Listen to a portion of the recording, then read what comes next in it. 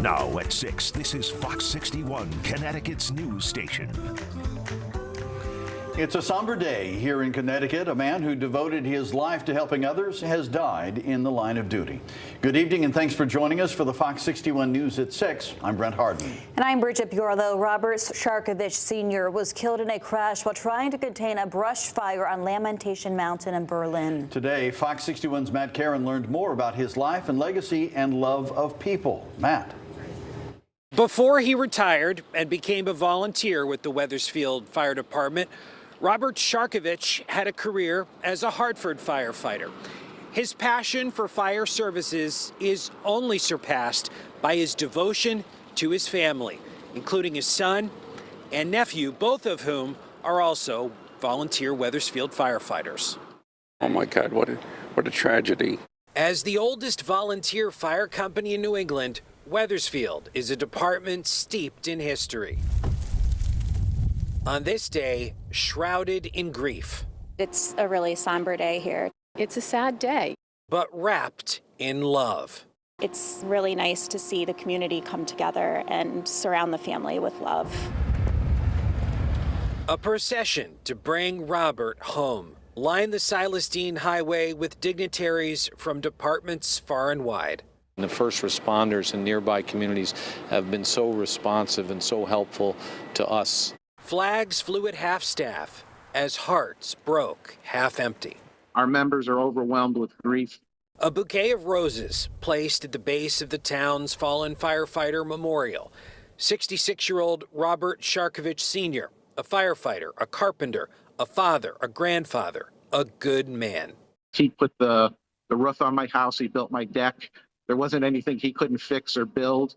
Sharkovich, known as Sharky, died doing what he loved, fighting the flames. An ATV on a rocky ledge of Lamentation Mountain in Berlin rolled on top of him. Assistant Chief Anthony Dignati was on that mountain fighting alongside him.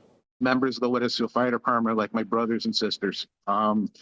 We just have that special bond. And nobody knows that bond better than Tony. He talked with us via Zoom from a hospital in Boston. He's getting chemotherapy for his own battle with cancer. Just weeks ago, Tony's brothers and sisters shaved their heads in solidarity. The first person that sat in the chair was Rob Sharkovich Sr. He was the first one to volunteer to have his hair shaved. He's just been so compassionate and supportive of me in my journey, but my journey's secondary right now. Just days before he died, Sharky was honored for 20 years of volunteer service to the Wethersfield Fire Department. This picture of he and his wife presented with an honorary helmet, Company 3. I hope he got peace now. A thin red line, now a little thicker. They volunteer their time, they give to the community, and I really feel for the family and our community as a whole. Many neighbors here in Wethersfield are also finding creative ways to show their support for the Wethersfield Fire Department, including flying thin red line flags and lighting red lights outside their houses. Governor Ned Lamont called Robert's efforts, quote, nothing short of heroic. Reporting in Wethersfield, Matt Caron, Fox 61, Connecticut's news station. All right, Matt, a tough one. Thank you very much. Well, firefighters across multiple agencies are working around the clock right now to bring this fire under control, fighting it from the ground and from the sky. We now know, according to a press release a couple of hours ago, they had a press conference. We learned 87 acres at this point have burned. There are containment lines there. They've established a perimeter, so they're working to get it under control. Earlier today, the National Guard began dropping water on the fire. We're told thousands of gallons of water at once until sunset, where they have to pause. We're told helicopters are picking up that water from Silver Lake and bringing it to the flames, dropping it right on it. Officials say they do not believe the fire will spread to nearby homes. No homes are threatened at this point, but they are keeping a close eye on the wind, and they say they have a plan in place in case any evacuation orders are needed. And as firefighters continue to work 16 hours a day right now to contain this fire, there are others who are there to help, offering a place to stay and a warm meal to eat. Fox 61's Julia LeBlanc spoke with those helpers. This has been sort of the command post and home base for first responders since Monday night. And you can see in the tree line in the distance that there is some smoke still filling the air and the fire is still burning. As long as that's the case, firefighters will be here and others will be here to help them.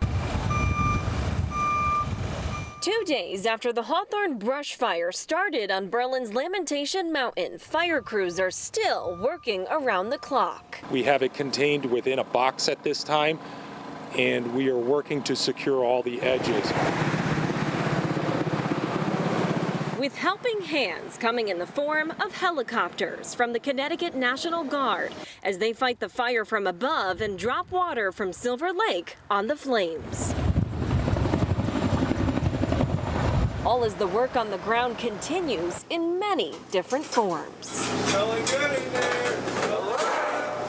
Is it smelling good out there, though? Buckley and other volunteers with the Farmington Emergency Response Team are providing meals to police and fire crews from their cooking canteen. Whatever we can do for our first responders to make sure that they're hydrated and they have food, that's what we're here for. The truck set up in the parking lot of the Days Inn, which first responders are using as a home base. It's also a place where they're getting a warm welcome. I've told the fire marshal in the Berlin, I said, we are open for you. If you need to use any rooms at any time, we are open. Just come on in, let us know. We are here for you. Something Amit Patel says he wants to do for his community, especially after first being terrified of what was going on in the woods. I got really scared. I'm like, it's very close to us. The video that my staff sent me, we could see it was very close to the hotel. It was like right in the background, so I was really scared. Now he knows this team has it under control, and whatever they need, he and others are here to help. We're here to help them so that they can do their job better. That canteen is invaluable to the central Connecticut region. It's one of a kind, providing the hot meals, and it's a savior for our first responders. Now, fire officials tell us they plan to have a presence here at least for the next couple of weeks with no rain predicted in the near future. Now, the folks with the canteen also tell us they plan to be here at least for the next couple of days, and firefighters say the best way to help them is actually to donate to the canteen. We'll show you how on Fox61.com. We are in Berlin. Julia LeBlanc, Fox 61, Connecticut's news station. All right, thank you. The Berlin fire wasn't the only one burning yesterday. Firefighters also responded to a brush fire on Reservoir Road just south of the I-84 corridor in Vernon. A total of 9 acres burned. Crews were on scene for several hours putting out those flames. It's unclear what sparked that fire. For the latest information on this fire and others, be sure to download our free Fox 61 News app. You can also find more on Fox 61 Plus. It's on your Amazon Fire Stick or your Roku. And time now for a check on our forecast. The warm temperatures are coming to an end, but that wind is sticking around. Yeah, so's the sunshine for a few days, right? Chief Meteorologist Rachel Frayne joining us now. Rach, I think we're heading into the part of the year where we're going to start saying things like, as long as the sun's out, it's okay. Yeah, we've got those cooler temperatures, but like you've mentioned, it's still going to be beautiful in the days ahead, and temperatures will actually still be above average. It's just going to be a lot cooler than it has been. Here's a look at the current wind gusts, which we are obviously watching for the Hawthorne fire. Winds out of the south gusting up around 20 miles an hour in Meriden, close to 30 miles an hour in Windsor Locks. The winds, though, will slowly diminish tonight, but as they mentioned, I do think that they pick right back up again tomorrow, and for that reason, there is still an elevated risk for brush fires in the days ahead. A red flag warning continues until 7 p.m. because of those winds. You know what to do. We've been kind of going over it the last several days, and I think the same rules would apply again tomorrow as well. Temperatures right now are in the 60s to right around 70 degrees. Here's a look at that cold front that will bring us back to fall reality tomorrow. Overnight lows will stay in the 50s. There could be areas of patchy fog again as we head towards daybreak tomorrow. Clouds break for some afternoon sun, and instead of highs in the 80s, or the 70s, we're looking at high temperatures in the 60s as we head through the afternoon tomorrow. We stay that way to start the weekend, but then another shot of cool air arrives heading into the second half of the weekend. We'll explain your full forecast coming up. All right, Rachel, thank you. 2 people under the age of 18 are in police custody now, accused of shooting and killing a man in Windsor. It all started around 1 p.m. yesterday afternoon at a home on Bloomfield Avenue in Windsor. When police arrived, they found a man lying in the driveway with gunshot wounds. A boy and a girl were seen driving away in a blue Honda Accord. They crashed that car at the intersection of East Winterberry Avenue and Berry Circle, but escaped before police arrived. Police tell us they were eventually caught just before 11 p.m. last night somewhere on New Park Avenue in West Hartford.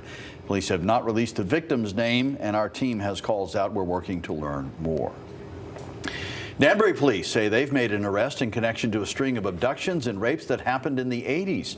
David Coffey was taken into custody yesterday for charges in a 1989 abduction and rape. Police say they were able to reopen the case after a victim contacted officers last year.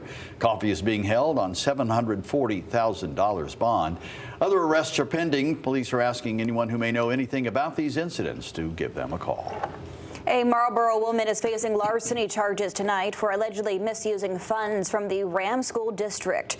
Christine Vardanian turned herself in today. She's accused of taking $40,000 worth of school district funds over a 5-year time span. Vardanian is due in court next month. The Naval Submarine Base New London celebrated its brand new microgrid. State leaders were there to check out the new system. A microgrid is a small-scale power system that produces energy for local areas. If the main grid was to lose power, this system then kicks in and takes over. It took more than a decade to complete, and more than $235 million has been invested into the project. The lights can't go out at our Navy base. And this is what this is all about. You know, whether it be more severe weather events or bad actors, the lights stay on at our Navy base. This naval base is known as the home of the submarine force. It helps with national security operations.